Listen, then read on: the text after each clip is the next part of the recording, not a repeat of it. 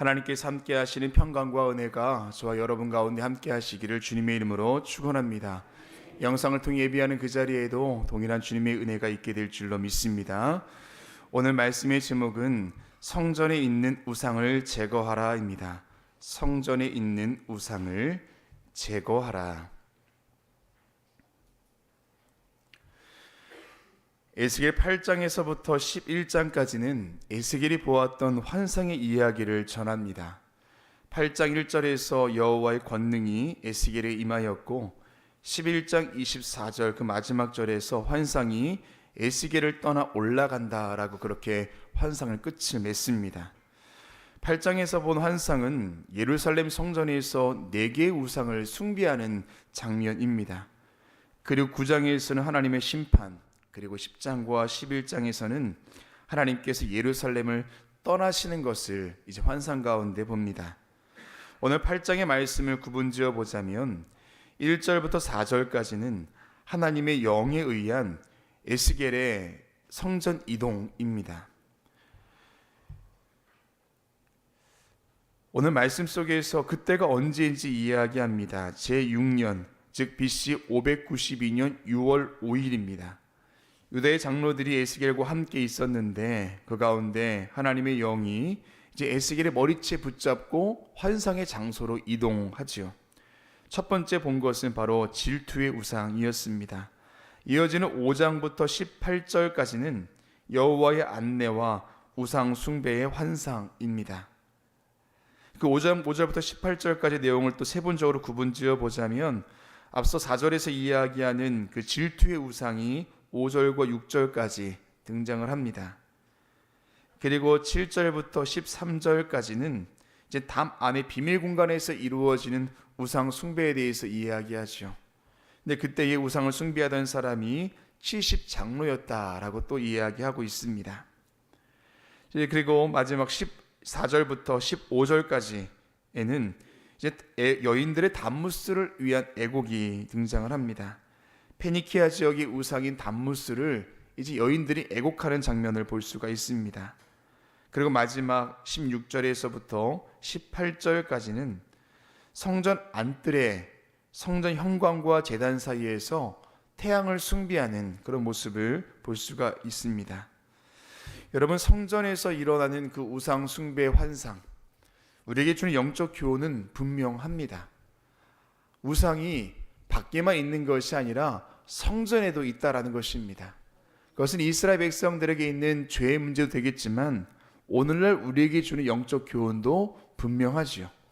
예수님 믿는 자리, 예비하는 자리, 성령이 충만한 그 자리에도 우상은 존재한다라는 것입니다. 사랑하는 여러분, 오늘 말씀을 통하여서 저와 여러분 가운데 있는 특별히 그 신앙의 자리, 하나님이 예비하는 그 자리 가운데 있는 우상이 있진 않은지 함께 점검하고 기도의 제목을 얻고자 합니다. 그 첫 번째는 하나님 계신 자리를 점검하라입니다. 하나님 계신 자리를 점검하라.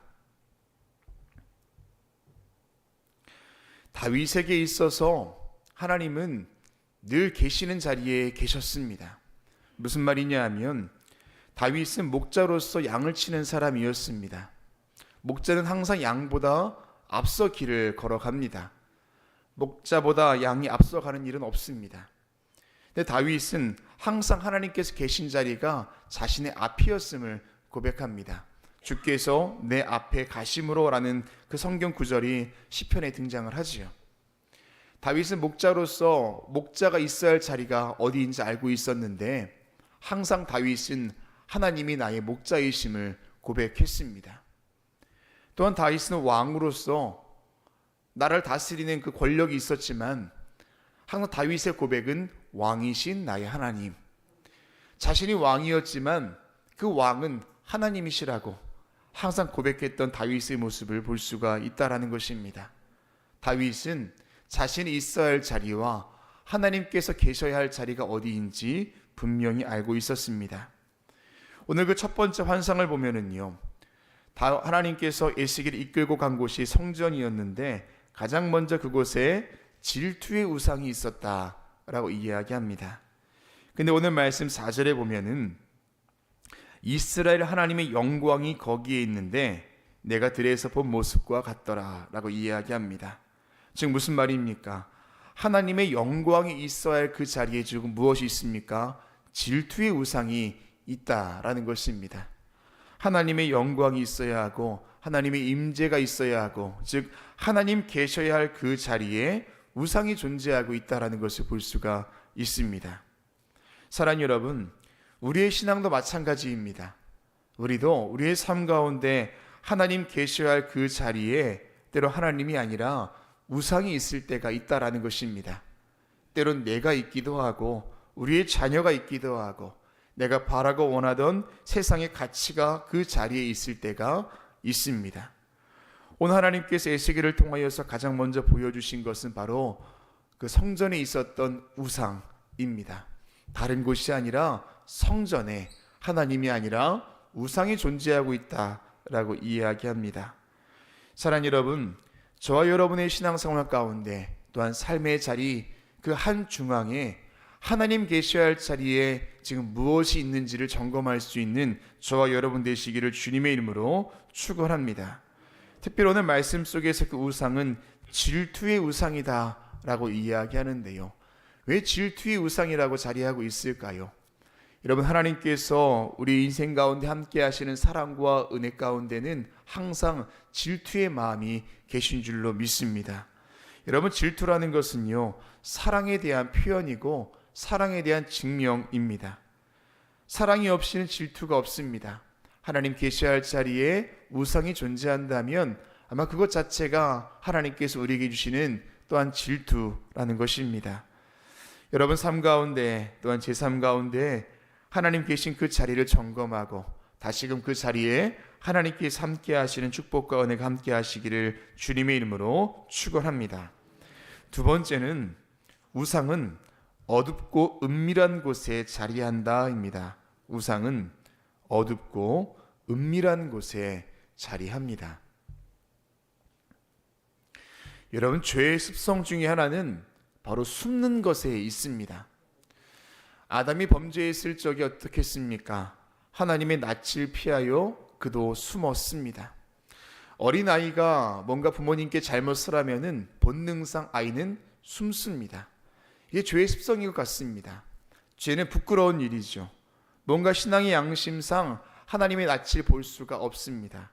그래서 죄는 항상 숨습니다. 그리고 뭔가 은밀한 곳에서, 어두운 곳에서 일어나는 것 또한 죄의 모습이라는 것입니다. 오늘 말씀 속에 보시면 그 두 번째 환상이 본 것이 어디입니까? 우리 7절 말씀 보면 그가 나를 이끌고 뜰 문에 이르시기로 내가 본즉 담에 구멍이 있더라 라고 이야기합니다. 담에 구멍이 있습니다. 그리고 그 안에서 이제는 70명의 장로가 우상을 숭배하고 있었습니다. 담이라는 것은 뭔가 단절된 상황, 숨어있는 상황을 의미하는데 거기 구멍이 있었다라는 거죠. 자, 그리고 12절 말씀 보면 또 내게 이르시되 인자 이스라엘 족속의 장로들이 각각 그 우상의 방한 어두운 가운데서 행하는 것을 내가 보았느냐 이야기합니다. 장로들이 우상을 숭배하고 있습니다. 근데 그 우상 숭배가 뭔가 담으로 가려질 것처럼 느꼈기에 그렇게 담을 쳐놓고 그 안에서 우상을 숭배하고 있었다라는 겁니다.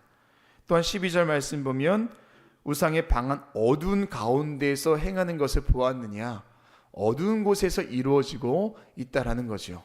뭔가 은밀하게, 뭔가 조심스럽게 이루어지고 있다라는 겁니다. 그들이 뭐라고 말합니까? 12절 하반절에 여호와께서 우리를 보지 아니하시며 여호와께서 이 땅을 버리셨다 하느니라. 주님께서 이렇게 말씀하신 적이 없으신데 그들 스스로 지금 자신의 지은 죄를 은밀하게 숨기고 있고 또 거짓 증언하고 있습니다. 장로들이 향로를 폈습니다. 무슨 말입니까? 지금 제사장이 해야 될 일들을 장로들이 또 하고 있다라는 거죠. 모든 일들이 은밀하게 이루어지고 있고 어두운 곳에서 이루어지고 있습니다. 가끔 담임 목사님께서 이런 말씀하시죠. 혼자 있는 그 시간에 우리의 종교가 발견된다라고 말씀을 하십니다. 여러분, 교회에 있을 때, 예배 드릴 때는 우리의 신앙이 분명합니다. 왜냐하면 우리의 자리 자체가 바로 성전에 있고 우리가 바로 하나님을 향하여서 찬송하고 말씀 가운데 거하기 때문에 그렇습니다. 그런데 여러분, 우리가 혼자 있는 시간, 은밀한 시간, 뭔가 잠잠한 그 시간, 우리가 그때도 하나님을 묵상하고 있는가? 거기에 우리의 신앙이 있고 우리의 종교가 있다라는 것입니다. 사랑 여러분, 우상은요, 하나님이 아닌 다른 것은 어둡고 은밀한 곳에서부터 시작됩니다. 저와 여러분의 삶 가운데에 그런 모습이 있지는 않은가? 어둡고 은밀한 그 자리, 그 순간에 혹여나 하나님 묵상하는 것이 아니라 세상의 가치와 세상의 좋은 것들이 우리의 삶에 자리하고 있지는 않은가? 더불어서 나는 지금 어둡고 은밀한 그 자리에서 하나님이 아닌 다른 것을 숭배하고 있지는 않은가? 죄의 모습을 드러내고 있지 않은가를 점검할 수 있는 저와 여러분 되시기를 주님의 이름으로 축원합니다. 마지막 세 번째는 무엇을 바라보느냐가 우리의 신앙이다입니다. 무엇을 바라보느냐가 우리의 신앙이다.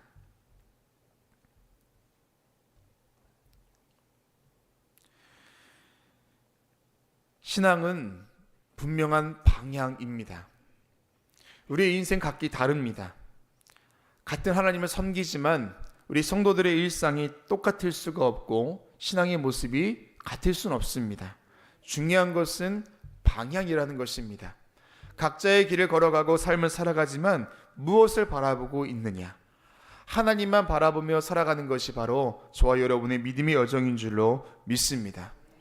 대표적으로 다니엘이 바벨론 포로지에 있을 때, 그가 기도할 때 항상 성전을 향하여 열려있는 그 문을 향하여서 기도했던 것을 볼 수가 있죠. 장소가 중요한 것이 아니라 그가 서 있고 그가 바라보았던 그 신앙이 중요하다라는 겁니다. 예수님께서 예루살렘에 들어오셨을 때에 우셨습니다. 근데 성경은 성전을 바라보며 우셨다라고 분명하게 증언하고 있습니다. 그발 강가에 앉아 있었던 예루살렘 사람들도, 이제 이스라엘 백성들도 항상 성전을 향하여 눈물을 흘렸던 것을 볼 수가 있습니다. 우리 믿음의 여정도 마찬가지입니다. 우리 또한 무엇을 바라보고 있느냐? 우리의 삶의 현장 가운데 분주하게 살아가지만 우리가 기도하는 시간, 하나님의 말씀 묵상하는 그 시간, 혹은 바쁘게 살아가는 그 시간 가운데에서도 우리가 무엇을 바라보고 있느냐가 중요하다라는 겁니다. 오늘 말씀 16절에 보면은요, 그가 또 나를 데리고 여호와의 성전 안뜰에 들어가시니라. 깊숙이 들어갔습니다. 보라, 여호와의 성전문 곧 현관과 제단 사이에서 약 25명의 여호와의 성전을 등지고 낯을 동쪽으로 향하여 동쪽 태양에게 예배하더라 라고 이야기합니다. 여러분, 성전 안에 일어났던 그 우상 숭배의 시선이 지금 어디로 향하고 있습니까? 이미 성전을 등지고 있다라고 이야기합니다. 그리고 동쪽 태양에게 예배하더라. 태양을 향하여 예배했던 것은요, 열왕기하 21장에 보면 극악의 왕이었죠. 므낫세 때부터 시작되었던 우상 숭배의 모습입니다. 물론 그 아들 요아스에 의해서 없어지긴 했습니다만 또다시 그의 아들에 의해서 생겨났던 그 태양을 바라보며 예배했던 그 모습이 지금 또다시 나타나고 있습니다. 근데 그냥 태양에게 예배하더라 이렇게 이야기하는 것이 아니라 에스겔이 보았던 환상은 너무 구체적이지요. 여호와의 성전을 등지고 있습니다. 또한 그 낯을 동쪽으로 향하여 동쪽 태양에게 예배하더라 라고 이야기합니다. 이미 대표는 25명의 사람뿐만 아니라 지금 이스라엘 백성들이 향하고 있었던 죄악이 그러하다라는 것입니다. 성전을 등지고 동쪽을 향하여 바라보고 있었던 그들의 신앙의 모습이라는 겁니다. 사랑하는 여러분, 저와 여러분의 삶 가운데에 어떤 신앙의 방향을 두고 계십니까? 무엇을 바라보며 계십니까? 우리가 서 있는 그 자리, 살아간 삶의 현장 가운데 우리의 시선이 하나님을 향할 수 있기를 주님의 이름으로 축원합니다. 바쁘고 분주하더라도 항상 신앙의 나침판을 열고 우리가 늘 주님만 바라볼 수 있는 그 신앙의 분명한 확실한 믿음의 모습이 저와 여러분의 인생 가운데 함께 하실 줄로 믿습니다.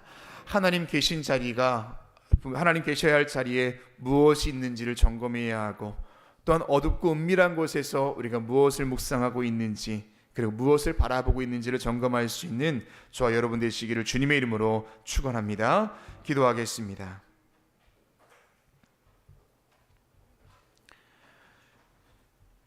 사랑과 은혜의 주님, 하루의 처음 시간을 주님께 드리며 이 자리에 있는 우리에게 하나님 말씀에 대한 은혜와 삶을 살아낼 수 있는 용기를 더하여 주시옵소서. 하나님, 우리 인생 가운데 우리가 주님을 섬기는 성전과 우리의 신앙 현장 가운데 우상이 존재하고 있진 않은지를 돌아볼 수 있는 믿음이 있게 하여 주시옵소서. 오늘도 주님 앞에 귀한 예물 드린 손길이 있습니다. 내 것이 아니라 하나님의 것임을 인정하여 주님께 드렸사오니 기뻐 받아주시고, 써내려간 기도의 제목 위에 기름 부으시사 하나님의 뜻이 우리의 삶에 이루어질 수 있도록 축복하여 주시옵소서. 영성으로 예배하는 그 자리 가운데 함께 하시사 영육간의 강건함으로 도와여 주시고, 특별한 기름 부으심 또한 그 자리 가운데 있게 하여 주시옵소서. 이제 한 주를 살아갑니다. 하나님께서 함께 하시사 우리의 삶 가운데 진정한 주인이 주님이신 것을 고백하며 살아가는 한 주의 삶, 하루의 삶 되게 하여 주시옵소서. 예수 그리스도 이름으로 기도합니다. 아멘.